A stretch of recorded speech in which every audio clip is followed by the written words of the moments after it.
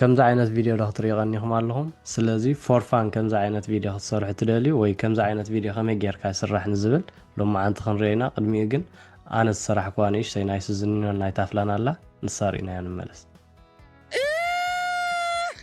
مرة سبسي كفتر يبلون كحساب يبلون كحساب يبلون كفتر يبلون فرح سمع اسك لو نفسه كفيو ቤተሰቡ እኮ አይደኸፍም ስለዚ ሕጂ ከመይ ጌርና ከምዚ ዓይነት ቪድዮ ነዳሉ ዝብል ክንሪና ቶም ሳብስክራይብ ዘይገበርኩም ሳብስክራይብ ብምግባር ቤተሰብ ኩኑ ሰናይ ምክትታል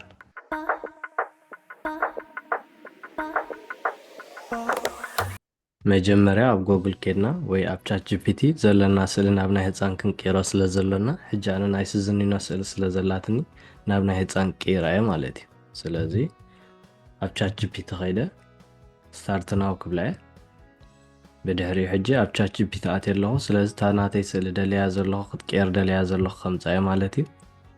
እዛ ናይ ስዝኒኖ እየ ደልያ ዘለኹ ስለዚ ኣብዚ ምስ እተኽዋ ናብ ናይ ህፃን ቀይረለይ ክብሎ እየ ማለት እዩ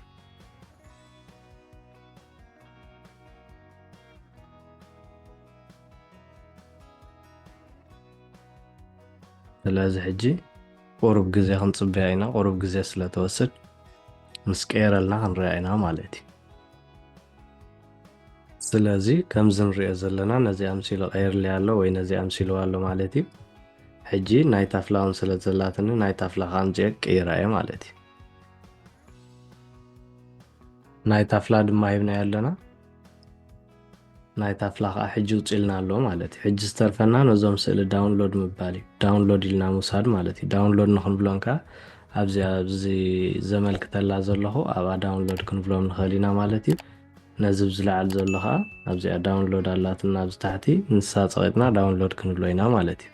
ሕጂ ዝተርፈና እቲ ስእሊ ምፂና ኣለና ወይ እቲ ናይ ህፃን ስእሊ በቲ ደሊናዮ ዘለና መልክዕ ጌርና ኣለና ሕጂ ዝተርፈና ናብ ቪድዮ ምቕያር እዩ ማለት እዩ ቪድዮ ንክንቀይር ከዓ ኣጀንዳትካን ክንከይድና ማለት እዩ ኣጀንዳትካም ኣብ ዝሓለፈ እውን ተጠቂምናሉ ነርና እቲኦም ክትሪእዎ ትደሊና እታ ዝሓለፈት ቪድዮ ኣብ ዲስክሪፕሽን ክገድፈልኩም እታ ቪድዮ ስለዚ ብዝበይ ክንከይድና ማለት እዩ ኣብዚኣ ኒው ትብል ዘላ ፎቶ ቱ ቪድዮ ዊዝ ኣቫታር ትብል ዘላ ኣብኣ ክንከይድና ማለት እዩ ኣብኣ ክሊክ ምስ ገበርናዮ ሕጂ ኣፕሎድ ፎቶ ይብለና ኣሎ ማለት እዩ ስለዚ ፎቶ ኣፕሎድ ክንገብር ኢና መጀመርያ ሕጂ ንኣብነት እዛ ናይ ስዝኒኖ እንተደሊና ኦፐን ምስ በልና ኣብዚ መፅያትልና ኣላ ብድሕሪኡ ስክሪፕት ፀሓፍ ይብለና ኣሎ ማለት እዩ ሕጂ ትግርኛ ስክሪፕት ሂብናዮ ግን ከምቲ ንደልዮ ስለ ዘየድምፆ ወይ ከምቲ ንደልዮ ስለ ዘይኮነላ ኣውዲዮ ምፂና ኣፕሎድ ክንብል ኢና ማለት እዩ ኣነ ሕጂ ኣውዲዮ ስለ ዘላትኒ ንሳ ምፅአ ብዝኽእትዋ እየ ኣብዚ ኣፕሎድ ትብል ዘላ ኣብኣ ክትፀቅተ ብድሕሪኡ እዛ ኣውዲዮ እዚኣ ምፅአ ኣብዚ ምስ እተኽዋ ኣድ ኣውዲዮ ክንብላ ኢና ማለት እዩ ብድሕሪኡ ኣድ ኣውዲዮ ምስ በልናያ ጀነሬት ምባል እያ ትተርፈና ጀነሬት ምስ በልናያ ቁሩብ ግዜ ወሲዳ ጀነሬት ክትገብረልና እታ ቪድዮ ማለት እዩ ሕጂ ጀነሬት ጌራትልና ኣላ ወይ ሰሪሓትልና ኣላ ማለት እዩ ክንሪኣ ተፈቲና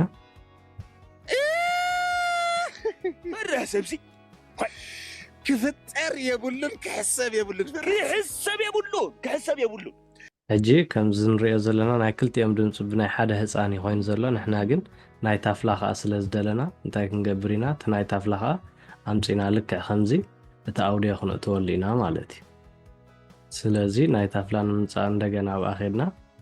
ፎቶ ቱ ቪድዮ ትብል ዘላ ኣፕሎድ ፎቶ ክንብላ ኢና ማለት እዩ ብድሕሪ እዛ ናይ ታፍላ ኣምፂና ኣብዚ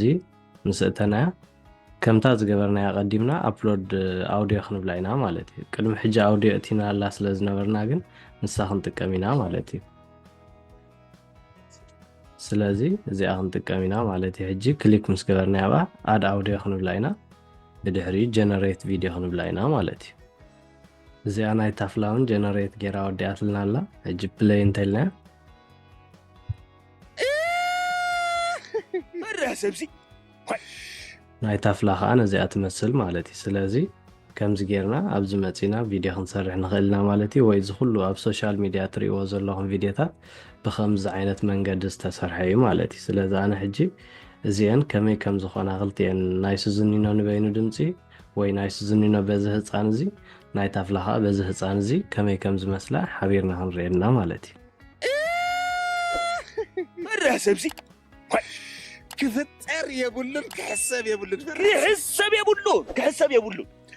كفتر يبلون فرح سمع اسك نفسه كفيو بيتسوق قاعد يخف حراي مبار ذا فيديو حجازيت كوينا رخيبكم هتكون تسفا قبر حجازيت كوينا انت رخيبكم انا بكالوت شير بلوا سبسكرايب زي غوركم كا سبسكرايب مغبار تخاتلتنا الچانل كونو ابقصال حساب راحت